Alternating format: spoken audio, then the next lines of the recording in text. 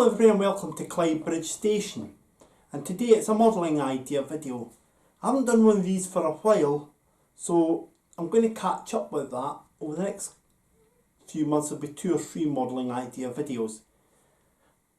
Some of them will be of locations, but the first one we've got for you today is not a location, but is a sort of what if. It's a train that never happened.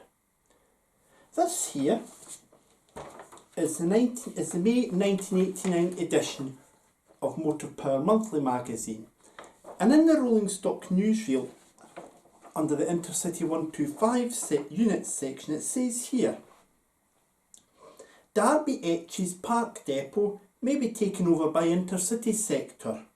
It was being examined in February to confirm that it could accommodate a Class 43 and 5 trailer coaches.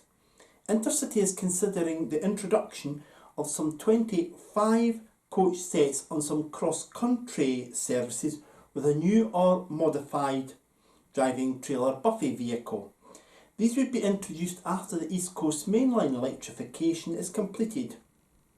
The Class 150/1 Sprinters are expected to be transferred to Tyseley and Norwich later this year. So that's what the modelling idea is. A 1+5 HST set working on a push-pull basis.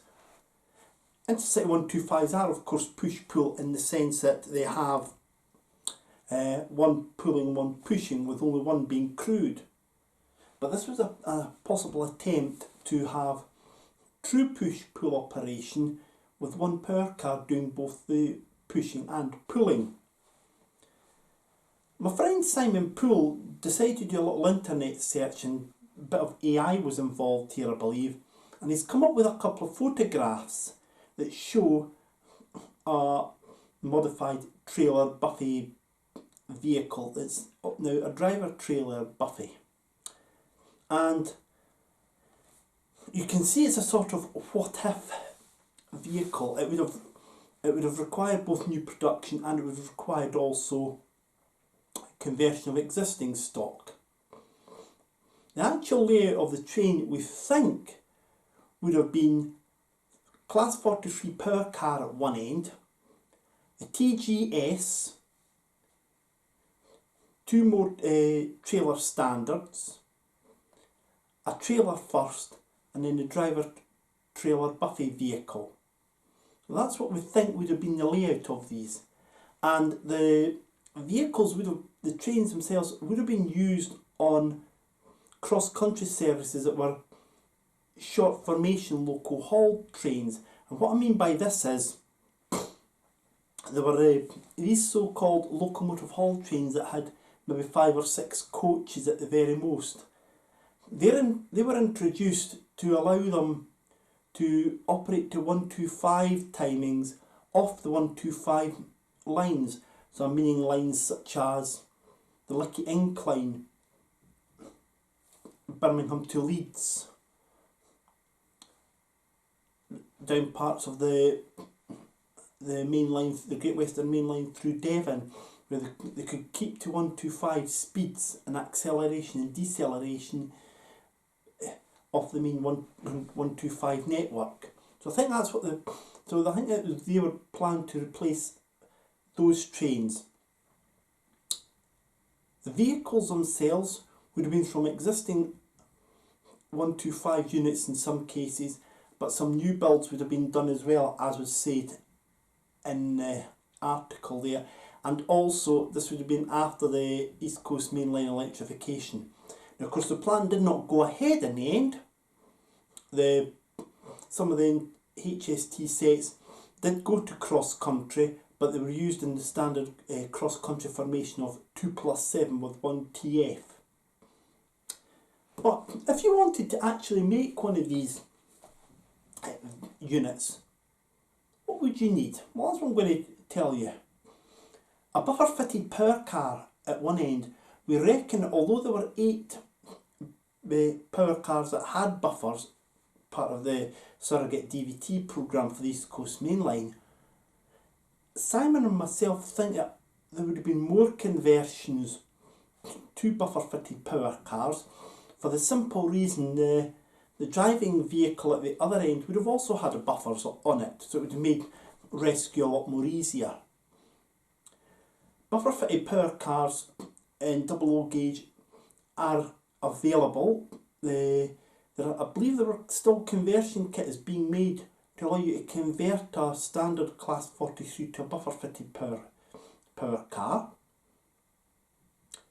Also, HST stock is readily available, and that includes buffet cars as well. I think the correct term for them was actually refreshment vehicles, but anyway, I digress. However, the buffer fitted driving trailer buffet car is where the challenge is going to be, because you're going to have to scratch build it. This could be achieved by taking a Mark III DVT and possibly putting the end of that onto the buffet car. Then you would need to obviously respray it into the correct livery. An alternative would actually be to convert the TGS vehicle into a driving TGS. You've effectively got a DTGS. And although the article in there did mention it was to be a driving trailer buffet car, I think that in reality it would have been a driving trailer guard standard, a DTGS instead. So you may want to do that instead. There had actually been 3 Mark III's with guards accommodation delivered to the West Coast Main Line in 1988, so there was some experience and the jigs and tooling were there to make brand new DTGSs if need be. So I would think that going for a driving trailer guard standard would be the better option. Whatever option you choose, you're going to need to make the cab to go on the other end. I think a Mark III DVT cut and shut onto a Mark III TGS would be the way to go, and the front end of the DTGS would probably match those in the photos that Simon found. It was certainly a very interesting concept indeed, and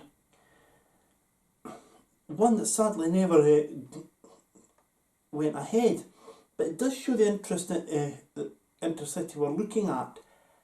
I should add as well that not all the East Coast Mainline HSTs went to other subsectors of Intercity. 9 remained at Intercity East Coast, a couple went to the Midland Mainline, a few went to the Great Western, and this included 3 that would be regularly used on Holyhead to London Euston services on the West Coast. They would actually come from Old Oak Common, empty stock.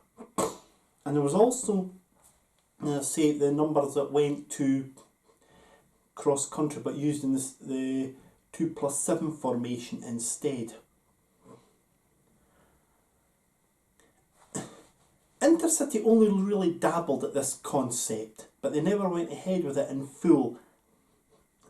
But giving you the information there, it's something you could perhaps have a go at. So if you're really up for the job of cutting and shutting a Mark III DVT in Intercity Swallow livery and a TGS vehicle, and then painting them with the Intercity legend and the Swallow at one end with the yellow cab, and I would think it would be a full yellow cab as like those that were on the surrogate DVTs, then why not have a go? And if you manage to do it, why not post them on the Clydebridge Station Facebook page? You'd be more than welcome to do so, or on any other Facebook 00 gauge modelling group. Be interesting to see if that concept can be done. Now, I know this has been a rather short video, but it was just to put something into your head and let you think about whether you wanted to have a go at it or not. The next video, where I'm going to be giving you a modelling idea, we'll be going back to locations, and we'll be going to a real location. We'll be going to Nairn in the Highlands on on the Inverness to Aberdeen line. So I look forward to your company then, and in fact I look forward to your company for any video here on Clydebridge Station's YouTube channel. If you haven't done so already, please consider subscribing and ringing the bell icon to be notified of when new videos appear on this YouTube channel. And I'll leave you with an image of a new Intercity locomotive at Clydebridge Station. In the meantime, please, whatever you're doing, do take care of yourselves, won't you? And enjoy your latest. We'll see you soon. Cheerio!